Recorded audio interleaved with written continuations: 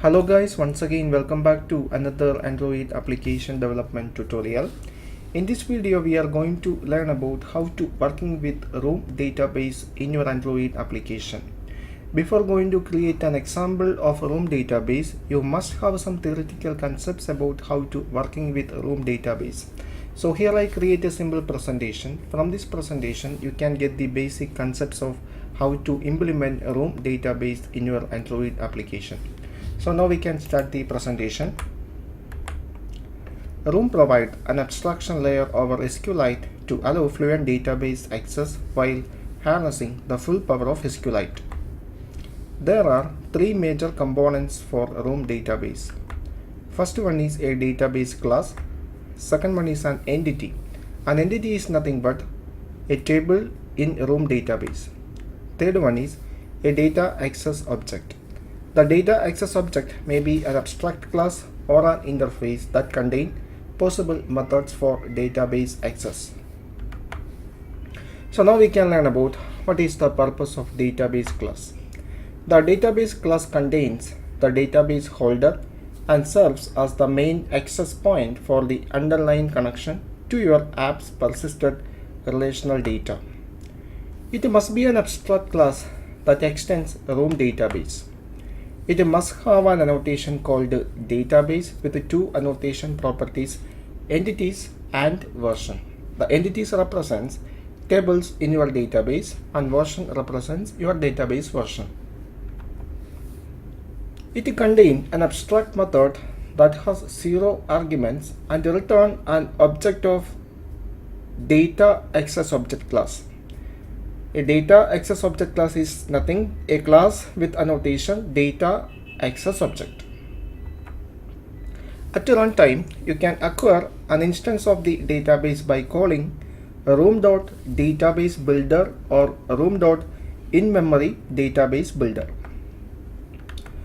So here is a simple example of database class. A database class always annotated with annotation database, and that annotation must have two properties. First property is entities, second property is version. So here user.class is a table in your database. Actually it is a class. That class represents a table in your database, and version is your database version. And this must be an abstract class that extends Room database, and this class contains an abstract method that returns an object of data access object class. Here user DAO is the data access object class. So now we can learn about what do you mean by entity. An entity represents a table in your database. An entity class must be annotated with the annotation @entity.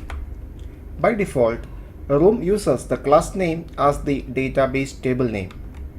If you want the table have a different name, then you have to set the table name property for the entity annotation.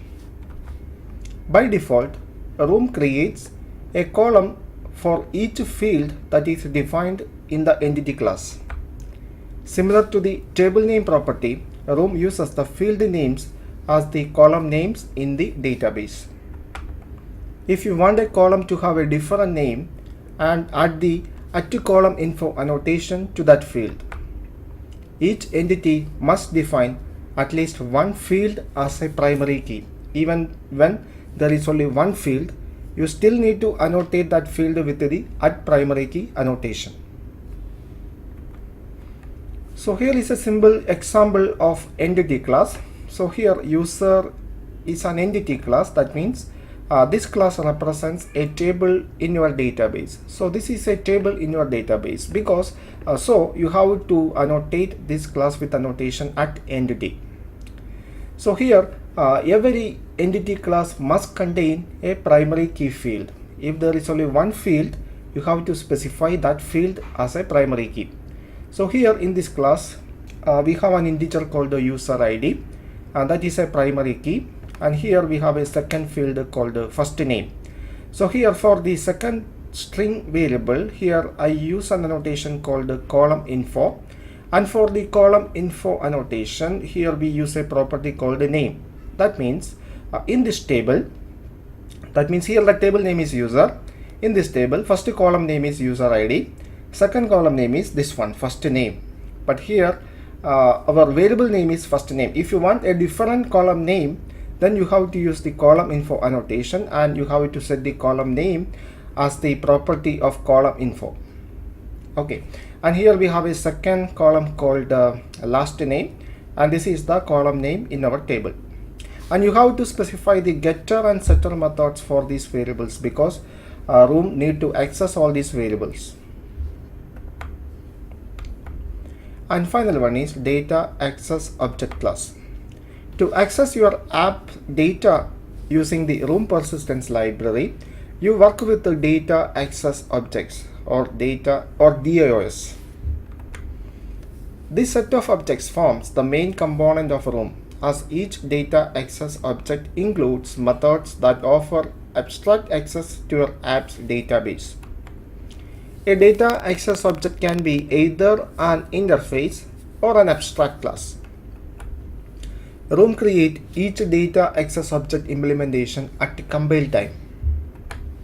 The data access class must be annotated with the annotation at DAO. This class contains all the possible database access methods. Here is a simple example of data access object class. So here it is an interface. Here the class name is myDAO. This is a data access object class, so you have to use the annotation DAO. And here we have a different method. So the first method is for the database insertion. That's why here we annotate that method with the annotation insert. And here the second method retrieve all the information from the table. Here the table name is users, and here we use the annotation query, and we have to specify the query inside the query annotation. And this method return the list of object. This method is for delete a particular user from the database. Room delete a particular information based on the primary key field. And here we have another method for update a particular user information. So this method delete a particular user, so we annotate with the annotation at to delete, and this one perform an update operation, so we have to annotate with the annotation update. So this is about Room database. I know if you are a beginner in Room database, this one little bit confusing, but don't worry. In the very next video, I'm going to create a complete example of a Room database. So from the next video, that means from the example, you will get a clear idea about how to implement a Room database in your Android application. For getting more Android tutorial updates, please subscribe this channel now. Thank you for watching. See you in the next episode.